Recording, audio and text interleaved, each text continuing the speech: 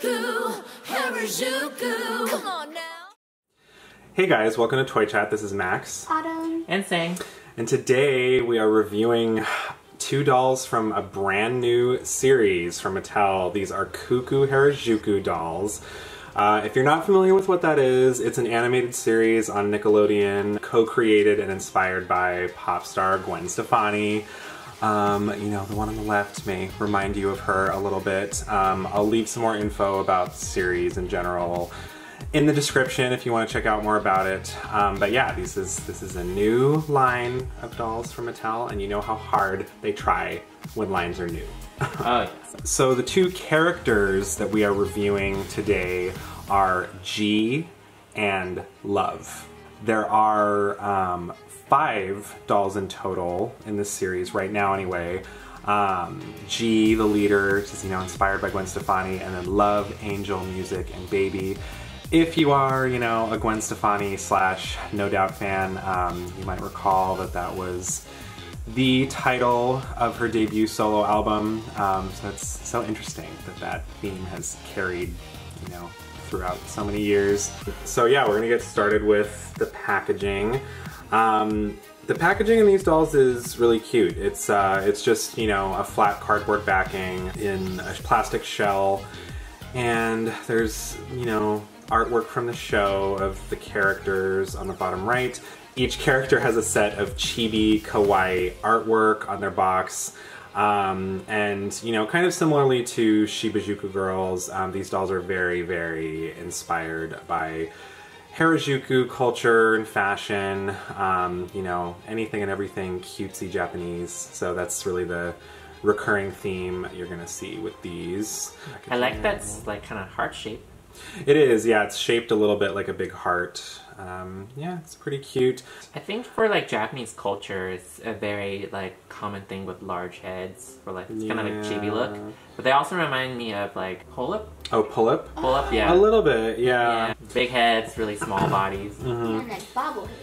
Yeah, they have very big heads, which is, it's accurate to how they look in the animated show. And on the back of G's box, there's a cute little blurb with, you know, some emojis explaining a little bit about her character. And another thing these dolls have in common with Shibajuku Girls is they come with snap-in charms that you can... Harajuku charms. Yes, that you can either put on the doll or wear yourself, which I think is also probably where, you know, a little more bang for your buck comes from. And the back of Love's box is the same. It talks a little bit about her character as well, and HJ5 is the name of the musical group of, you know, all these girls in the show. And it shows you the charms that she comes with, and the other dolls available in the line are displayed at the bottom. So that pretty much does it for the packaging, so we're gonna go ahead and open them up, give you guys a closer look. So here is G out of box. She has these low-hanging little pigtail buns, kind of reminiscent of Princess Leia in a way, Yeah. but a little bit cuter. And just in my opinion, the cinnamon buns never did anything for me. Yes. That's all, beside the point, but Yeah. whatever. She has varying shades of blonde, from just regular to platinum. The lighter shades are more focused in her bangs, which have some tinsel in them as well. And she has a big black little hairband on it with a bow on top. And it's got a very classic look paired with her primary red lips. Very Gwen Stefani. Yes. So yeah, so Gwen. Yes. Or, it's so G. So G. Does Yeah. Gwen Stefani have brown eyes? Yeah, she does have brown eyes. This is Gwen Stefani. Yes, it is literally Gwen Stefani. It's a Gwen Stefani doll, pretty much. Yeah, yeah, she has brown eyes with little cute heart-shaped reflections in her pupils, and her eyeshadow has like a layer of pink, and above the second lid she has like this gray eyeshadow. It's kind of hard to tell if it's supposed to be like a sheer white or just gray, but that's kind of how it comes off. And then right underneath her pencil thin eyebrows is a layer of sparkle. I kind of wish that the sparkle incorporated more with the rest of her eyeshadows. It's kind of just like hanging in like the void, like as a second eyebrow. Like. And then a touch that I actually really like is that her bottom eyelashes are not black, but they're brown. So for G's outfit, she has this mid-thigh length little ballerina dress, which is just so precious. It's a light blue with this like sheer light blue fishnet over it. And on the front of it, she has a panel of this like white and silver chevron pattern, which is very eye-catching and pretty. The top hem is like this.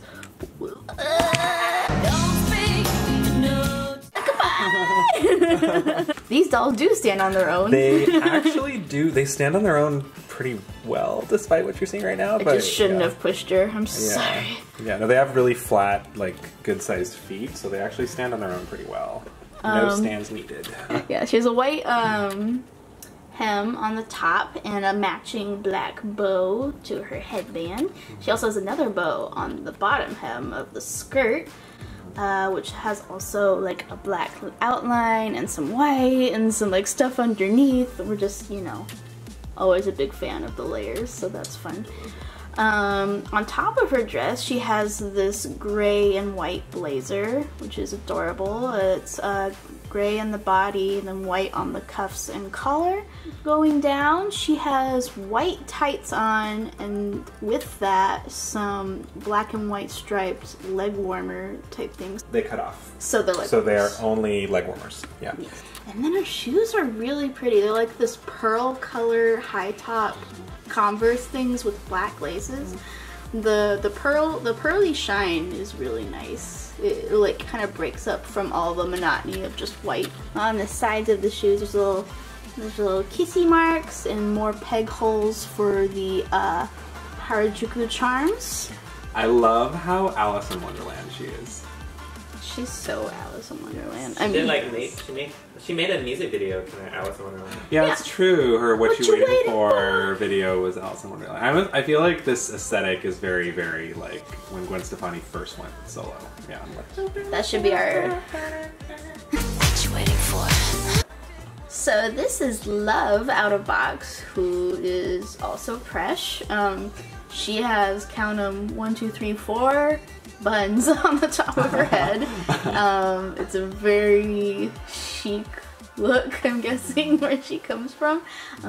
She has a lot of hair doodles, which we like. It's similar to what G had, a solid color headband, all this time all in blue with a slightly smaller bow, which is good because it just would have been way too much with the buns and all the heart pins.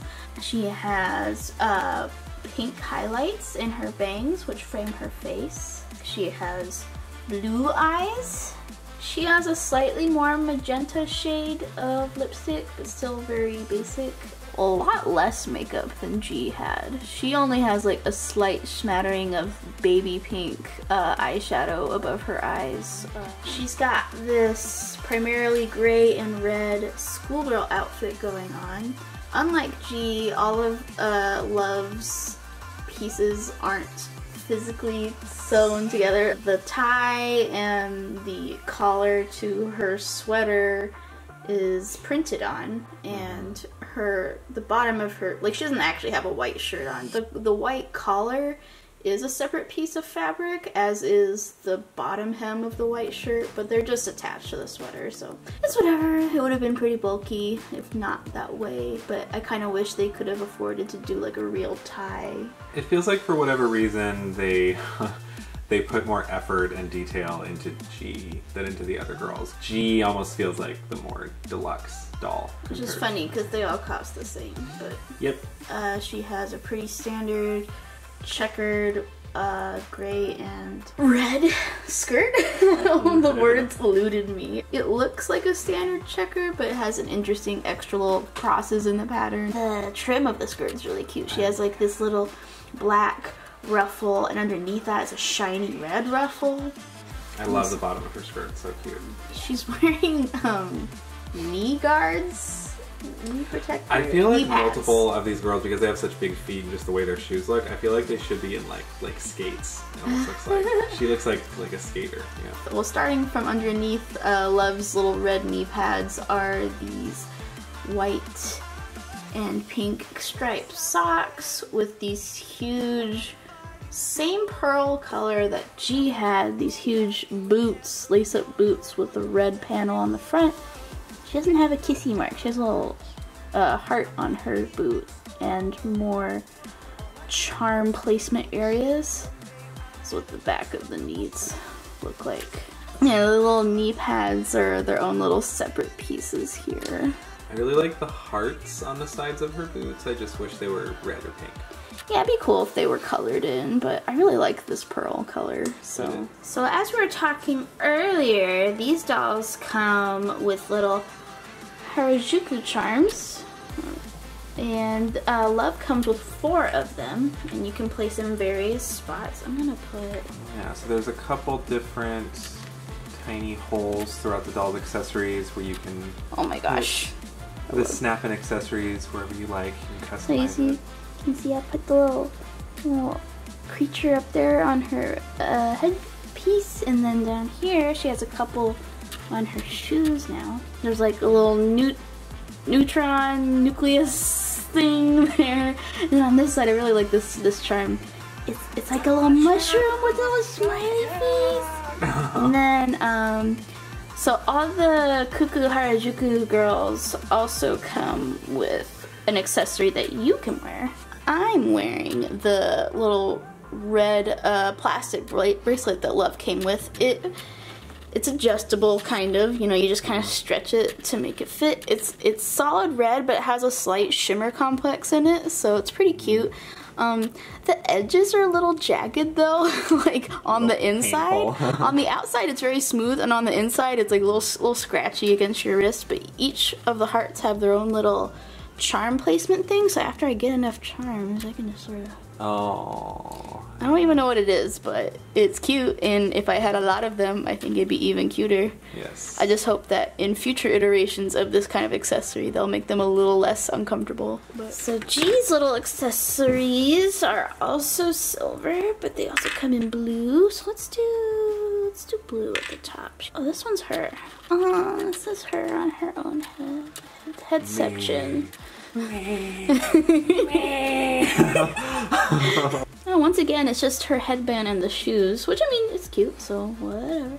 And on her shoes, she has this, well, I put this little heart thingy. I think it's a strawberry. Strawberry, I believe. Well, agree to disagree. No, it's a strawberry. And a little music note with happy face on it. She has one more. It's a heart thing. It looks like, is it like a key? Oh no, microphone. Oh, it's a microphone? I think it's a, yeah, I think it's a heart. Harajuku girls. And then she comes with this big old hair bow that you can put in your own hair, and I guess you can put whatever snap-ins you like. Yeah, it's like a big hair clip. It's a bit...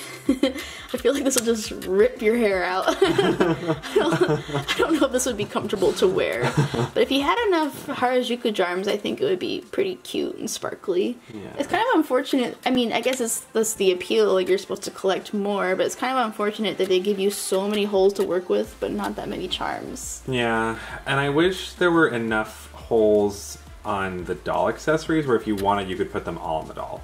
It's kind of odd they only put 3, so like you always have to have one like on your accessory. So one of the things I found most fascinating about the Kuu Kuu Harajuku dolls was their size. It's really interesting because when I first saw them in box when they arrived, they were just larger. My knee-jerk reaction was like, oh my gosh, these are larger than I was expecting. And I don't know, maybe it was just because in their initial leaked photos they looked like really small dolls. But what's really funny is seeing her pose next to a Monster High and an Ever After High doll. Actually, they aren't really that different in size. It's more just, it's kind of all in their heads. From what I'm observing, it looks like Kuu Kuu Harajuku clothing would probably be too small for Monster High dolls. What I might try out though is it would be interesting if the Kuu Kuu Harajuku clothing would fit Shibajuku girls or Bratz. I think that might be more possible in terms of kind of the short little torsos they've got. Alright, so these are our final thoughts on Kuu Kuu Harajuku, G, and Love. You know, when I first saw the leaked photos of these dolls from the New York Toy Fair, I thought they looked super cute, and, you know, sure enough, I really like them in person. It definitely seems like nowadays, you know, like I said earlier, Mattel puts its best foot forward when it comes to new series. You know, these dolls have a pretty good amount of detail. They come with a lot of accessories, real clothing, they're fully articulated, so they're very posable, which I really appreciate. They stand on their own, which is amazing. I think they'd be super cute to photograph. Their clothes are the cutest things in the world, and honestly, these clothes are not even the cutest Kuu Kuu Harajuku doll clothes. There are several fashion packs available right now, and I bought most of them. They're very, very inspired by, you know, cutesy Harajuku fashion. There's like a rainbow unicorn fashion pack, butterfly bloom, it's like, you know, garden themed. There's a sushi one that's really cute.